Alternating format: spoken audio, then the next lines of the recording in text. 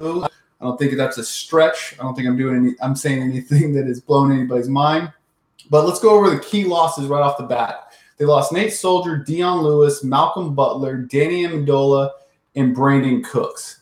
Now, for me, I think they actually lost a lot of players, but they were able to replace almost everyone. I think the one they're going to miss the most, probably Nate Soldier. To replace Danny Amendola and Brandon Cooks isn't that hard. They kind of already had those replacements on the roster with Hogan and Edelman coming back from injury. So Edelman's coming back. They replaced Malcolm Butler with McCourty, so I don't think their defense takes too big of a hit. Plus, they get a lot of guys back from injury. To replace Nate Soldier, they didn't really replace Nate Soldier necessarily, but what they did was they traded for Trent Brown from San Francisco, and they drafted Isaiah Wynn with the first pick. And that's probably who's going to be the actual replacement, quote unquote, for Nate Soldier. And I do think that they're going to take a step back offensive line-wise with that move. Now, to replace Dion Lewis, they end up drafting Sony Michel, and we're going to get to what I think of Sony Michel here in a bit. So this is obviously a fantasy show, so my fantasy thoughts on Tom Brady is I'm probably going to draft him third quarterback overall. Now, that's going to change. I kind of make that decision based on how my league is kind of set up with the rules and the rosters and depth charts. Typically a smaller league, like a 10-person league with shorter bench, I'm going to draft a quarterback a little higher. And you might say, well, that doesn't make sense because don't you in those kind of leagues, there's going to be quarterbacks in free agency. They're going to be good. You can stream them.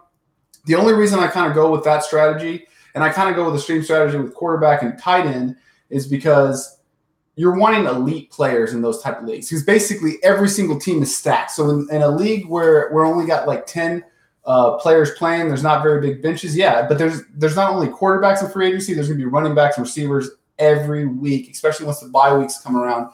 So if you can get an elite quarterback, and usually those are a little bit easier to predict, an elite tight end, and not only are they easier to predict, they also fall to you in drafts. Like people aren't drafting quarterbacks and tight ends really early. So in those shorter leagues, I do try to draft a quarterback a little early and a tight end a little early, just based on where I usually draft. Usually, like bigger drafts, I'll wait quarterback and tight end all the way to the end of the draft, just based on the fact that I think you typically only have a one quarterback slot, one tight end slot, and in these 14-team leagues, you got two running back slots, two receiver slots, and you're trying to find a flex to also go into that, and that's typically going to be a running back or a receiver. So running backs end up eventually towards the end of the year. If you can get a couple of really good ones, 4 or 5, now you've got trade bait to try to go and get those receivers, tight ends, quarterbacks that you need on these teams that, they just didn't draft right, and that's basically based off of deeper leagues versus shorter leagues, how I go about it. Same thing with Gronk. Gronk is probably the player that I hate to love. Like, I hate that I like him so much. He is so much better than all the other tight ends. The only tight end that I would rank higher than him as far as like where they're being drafted, because Gronk is going 21.9 overall, right? And Zach Ertz going 42. I see a difference there. I would much rather have Gronk, but Zach Ertz is catching him. I think Gronk if he plays 16 games, he's going to be the number one tight end. There's no doubt. So with that in mind, I think Gronk plus – and the big issue with Gronk is he always misses games. That's why I hate to love him, because he ends up missing games and almost cost me so many different seasons. But I think Gronk plus whoever else you draft or you use during those games where he's injured, and we're just assuming he's going to get injured. Anybody could get injured, but assuming Gronk gets hurt, they still end up being number one for you. Last year, Gronk missed 2 games, and even with that, he was still the number one tight end in the league. So I got Brady. I would just draft him third, and that's behind Rodgers and Russell Wilson. Gronk, I like where he's going at 21.9. That's basically the end of the second round in the 12, 14-team leagues. Brady, I didn't look at his ADP. Quarterback is hard for me to draft. I'm usually just in big leagues. So the only small leagues I'm in are usually office leagues. Those are the only times I'm going after quarterbacks. Typically, I'm waiting on quarterbacks, so I'm probably not going to end up with a lot of Brady on my roster based on that fact. Where it gets interesting for the New England Patriots is they brought in Sony Michel. So now we're talking running backs. 49.8. I really thought I was going to dislike where Sony Michel was getting drafted, because I've watched more film on Sony Michel in Georgia than I have any other player this offseason. The reason for that is because I don't like him. And the experts, they just love him. So I'm trying to figure out what it is they like about this guy. So if you just watch the film, you're looking at Sony Michel. He's averaging a high yard per carry. He's flying down the field. And when you watch him, you're like, oh, this guy must run like a 4.3, super fast. That's going to translate to the NFL. He's hitting these giant holes. That's the big thing. And if you watch the Georgia film, it's all these giant holes that he's hitting. Typically, he was the change of pace back. So Nick Chubb actually got more rushing yards, more rushing attempts than he did. So Nick Chubb was the primary back with Sony Michel kind of as the change of pace guy. Now, when he came in, he's usually not going to be the first and second down back. So they're not going to be stacking the line. They've got, he rarely saw according to Pro Football Focus, he saw the 8-man fronts only 10% of the time. So that's a very small percentage of 8-man fronts, which maybe in the Patriots you see something similar from time to time, but not typically. Obviously, they got Brady, so you have to hold some people back for that. But they lost Cooks. They're having to replace him with Hogan. Hogan is not the same deep threat that Cooks was. And they didn't really add a deep threat to that New England offense. So I'm expecting him to see a little bit tougher, smaller holes definitely than they did in Georgia. The holes in Georgia, the offensive line in Georgia was amazing last year. So that's just one thing that I kind of am confused why everybody seems to like him. See, the thing is, if he did run a 4.3, then it would make sense because he's just flying down the field. People aren't touching him. He's not breaking tackles. People just aren't getting to him because the holes are so big. Now, that goes a little bit towards him in the fact that he's able to find the hole to run through and explode down the field and doesn't hesitate. That's fine. So I'm not saying that he's going to be a bust, but I'm saying there wasn't anything on film to warrant the first-round draft. He ran a 4.54 in the 40. But what he is a slasher. He's a guy who burns people. But 4.54 isn't burning people in the NFL. I mean, it's fine. It's a fine running back, but it's the same speed Rex Burkhead runs, who's also on this guy's roster, who's a better receiver, I assume. Yeah, I mean, Sony Michel is a fine receiver. He didn't get an opportunity to receive that much in 2007, but he did, or 2017, but he did show that he could be a receiving running back throughout his career there at Georgia. But Rex Burkhead is a very good. He's one of the more elite receivers, and then they got James White too.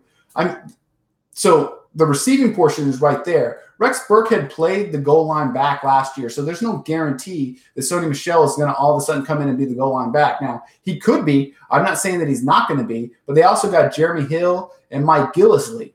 Do you really want to hand the ball off to a rookie in the goal line who's about the same speed, size as your veteran Rex Burkhead?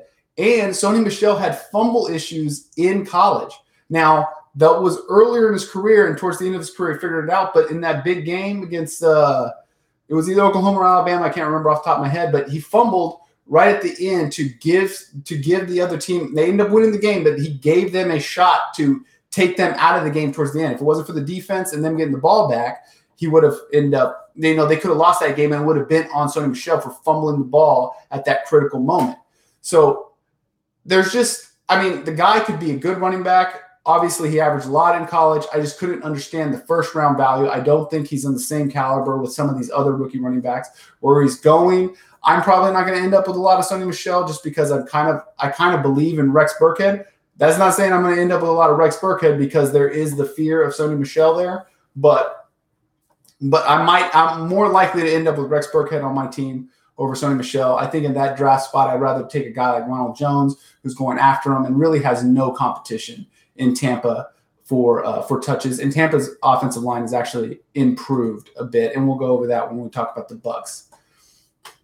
Then we get to receiver. Julian Edelman is facing a 4-game suspension. He's going late. I was actually thinking that Chris Hogan, before I looked at the ADP, that Chris Hogan would probably be a guy that I really liked because I think he takes the Brandon Cooks role right off the bat. And then with Julian Edelman gone, I think that he's going to see a little bit more of the slot during those first 4 weeks. But it turns out fantasy football players are getting pretty smart. So Chris Hogan's going 65.2. That's a little bit too rich for my blood because I think by the time Julian Edelman comes back, I do think that he takes over as the reception guy for the Patriots, the guy who's going to end up with the most targets out of the two.